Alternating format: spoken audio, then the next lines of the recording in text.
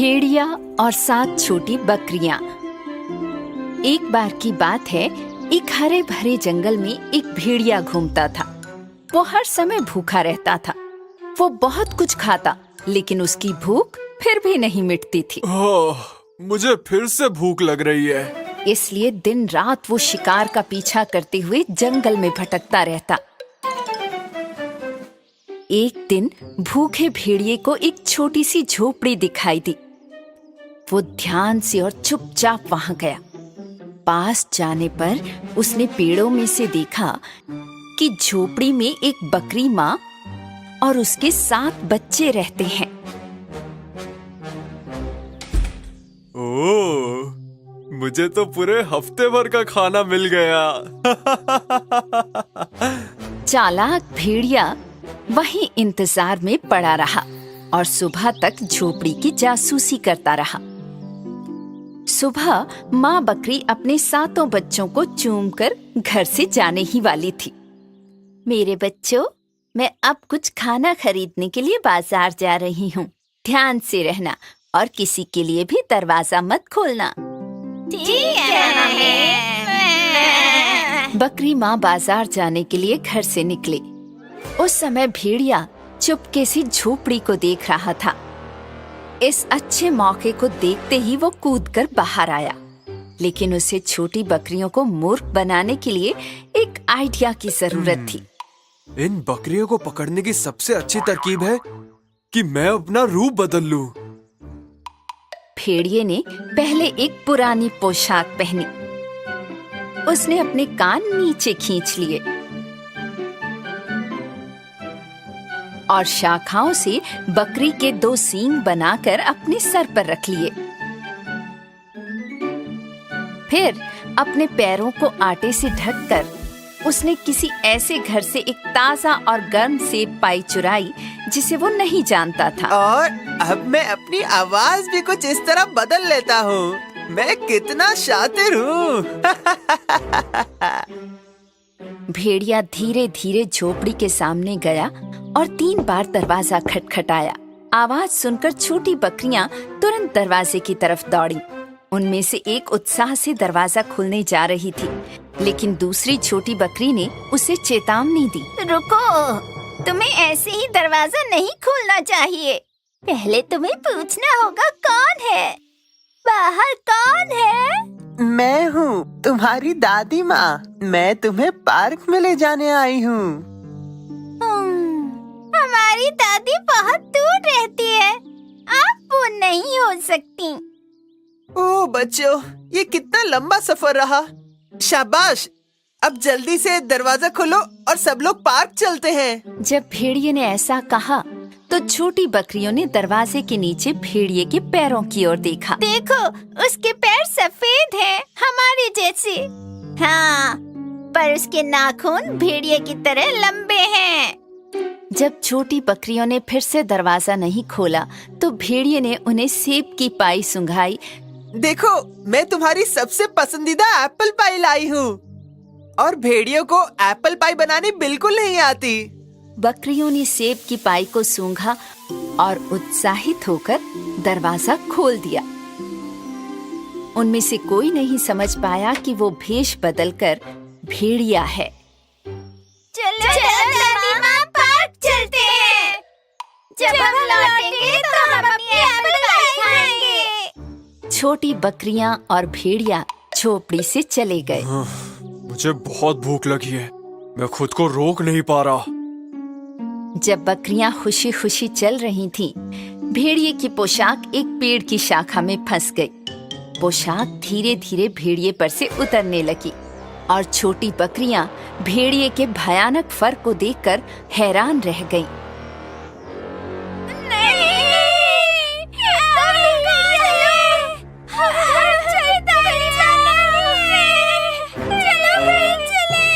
जब भेड़िए को एहसास हुआ कि उसे पहचान लिया गया है, उसके कान फड़फड़ाए, नुकीले दांत दिखाई दिए और वो बकरियों पर कूद पड़ा।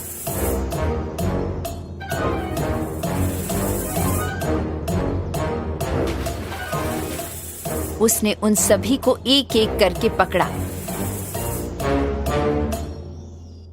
उनमें से केवल एक बच गई और भेड़िए से दूर भाग गई। भेड़िए ने 6 छोटी बकरियों को पकड़ लिया और उन्हें अपनी अंधेरी गुफा में ले गया। बची हुई छोटी बकरी अपनी माँ को बताने के लिए इतनी तेजी से भागी कि उसकी सांस फूल गई। इस बीच माँ बकरी बाजार से फलों और सब्जियों की टोकरी लेकर लौट आई थी। घर का दरवाजा पूरा खुला था। वो जल्दी से अंदर गई, लेकिन उसे अपने बच्चे आसपास कहीं नहीं दिखाई दिए। मेरे बच्चे, कहाँ हो तुम लोग? मेरी छोटी बकरियाँ। बकरी माँ इतनी चिंतित थी कि वो तुरंत घर से बाहर भागी और अपने छोटे बच्चों की तलाश शुरू की। तभी उसने जमीन पर बड़े बड़े पैरों के निशान देखे। ओह नहीं, ये तो एक भेड़िए के पैरों के निशान हैं। उसने कुछ देर तक उनका पीछा किया, लेकिन फिर रास्ता बदल गया और निशान गायब हो गए। अब मैं क्या करूंगी? एक भेड़िया मेरे बच्चों को चुरा कर ले गया। जब बकरी माँ रो रही थी तो बची हुई बकरी दौड़ती हुई उसके पास आई। माँ, माँ, माँ, ओ मेरी बच्ची, तुम्हारे भाई बहन कहाँ हैं? क्या हुआ? जल्दी बताओ मुझे। एक भूखे भेड़िए ने हमारी बकरी की दादी का वेश बनाया और हमें चुराने की कोशिश की। मैं बच गई माँ, मुझे पता है वे लोग कहाँ हैं। माँ बकरी और बच्ची बकरी भेड़िए की मांद की तरफ दौड़े। जब वे पहुँचे तो उन्होंने छोटी बकरियों की आवाज सुनी। ये भेड़िए की मांद है, हमें अब बहुत सावधान रहना होगा बेबी। माँ बकरी और बच्ची बकरी ने बाकी छोटी बकरियों को बचाने के लिए एक चतुर योजना बनाई।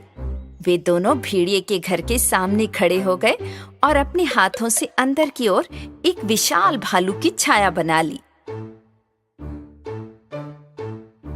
अंदर भेड़िया छोटी बकरियों को खाने ही वाला था, लेकिन तभी उसने भालू के आकार की डरावनी छाया देखी। मैं बहुत भूखे पेट वाला एक विशाल भालू हूँ। यहाँ कोई भेड़िया होगा जो मेरा पेट भरेगा।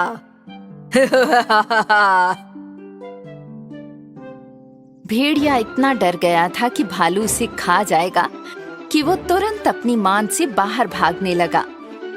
नहीं, मेरी मदद करो भालू, भालू, भालू, भालू मुझे खा जाएगा।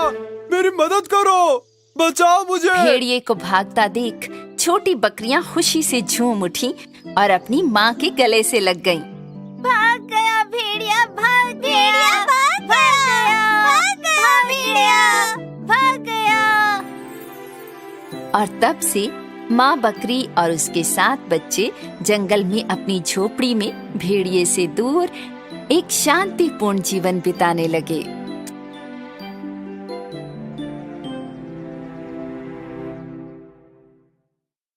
How to stop waking up feeling tired every morning, 4 tips. Introduction. Waking up feeling energized and ready to tackle the day is a goal many of us aspire to, yet few consistently achieve.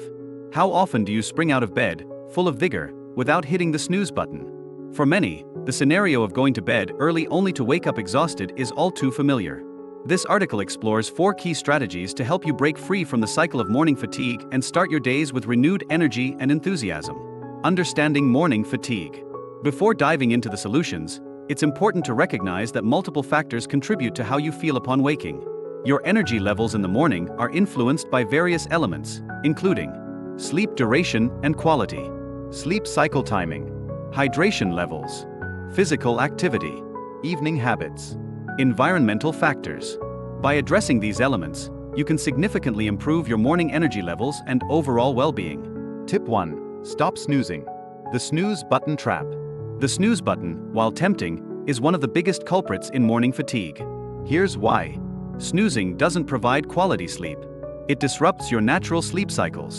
Each time you hit snooze, you're likely to wake up feeling more tired. The science behind snoozing. Our sleep occurs in approximately 90-minute cycles. When you snooze, you're initiating a new sleep cycle that you can't complete. This results in sleep inertia, that groggy, disoriented feeling when you wake up mid-cycle. Solution: embrace sleep cycle-based alarms. To combat the snooze habit, consider using a sleep cycle alarm app like Sleep Cycle. These apps work by tracking your movements during sleep, identifying your sleep phases, waking you at the optimal point in your cycle. By aligning your wake time with your natural sleep cycle, you're more likely to wake feeling refreshed and energized. Implementation tips: place your alarm or phone across the room to force you out of bed. Set a consistent wake-up time, even on weekends. Give yourself a compelling reason to get up, like a morning activity you enjoy. Tip 2. Get enough quality sleep. The importance of sleep consistency.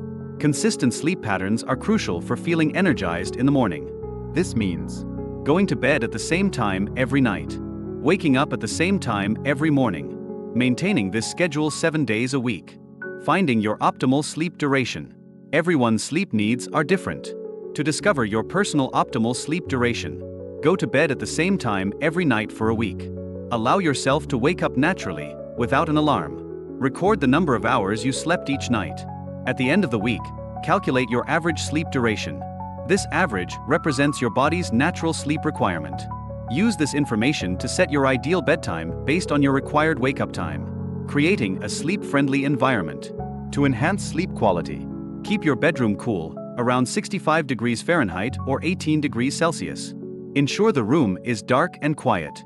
Invest in a comfortable mattress and pillows. Use breathable, comfortable bedding. Developing a bedtime routine. A consistent bedtime routine signals to your body that it's time to wind down. This might include light stretching or yoga, reading a book, practicing meditation or deep breathing exercises, taking a warm bath. Tip 3. Rehydrate and get the blood flowing. The importance of morning hydration.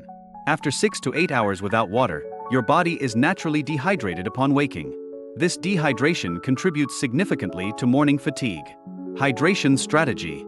Place a glass of water on your nightstand before bed. Drink the entire glass upon waking. Aim to consume 16 to 32 ounces of water within the first hour of waking. The power of morning movement. Engaging in light exercise immediately after waking can dramatically boost your energy levels. Despite seeming counterintuitive, expending energy through exercise actually creates more energy in your body. Benefits of morning exercise. Increases heart rate and improves blood flow. Releases endorphins, improving mood and alertness. Boosts metabolism for the day ahead. Morning exercise ideas. Gentle stretching. Yoga sans salutations. Jumping jacks.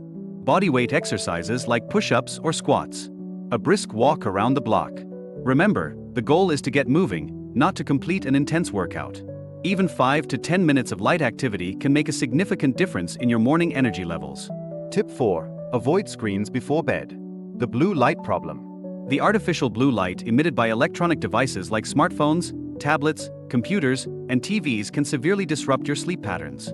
How blue light affects sleep. Mimics daylight, tricking your body into thinking it's still daytime.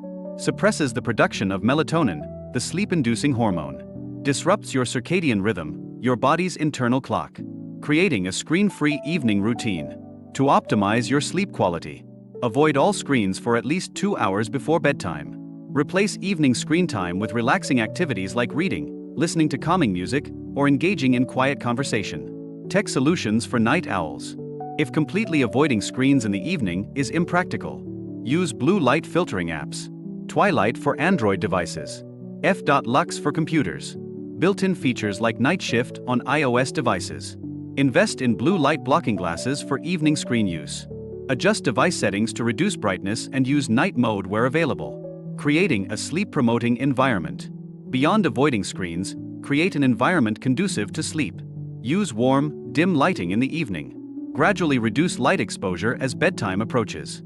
Consider using blackout curtains to eliminate external light sources.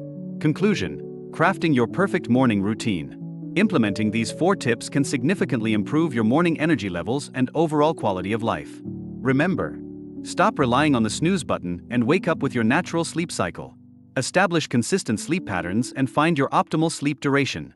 Prioritize morning hydration and light exercise. Limit evening screen time and create a sleep-friendly environment. It's important to note that change takes time.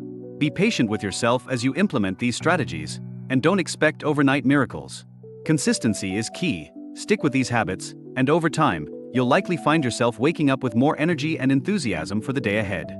Everyone's body is different, so feel free to experiment with these tips and find what works best for you. You might discover additional strategies that complement these core principles. The goal is to create a morning routine that leaves you feeling refreshed, energized, and ready to take on whatever challenges the day may bring. By taking control of your sleep habits and morning routine, you're investing in your health, productivity, and overall well-being.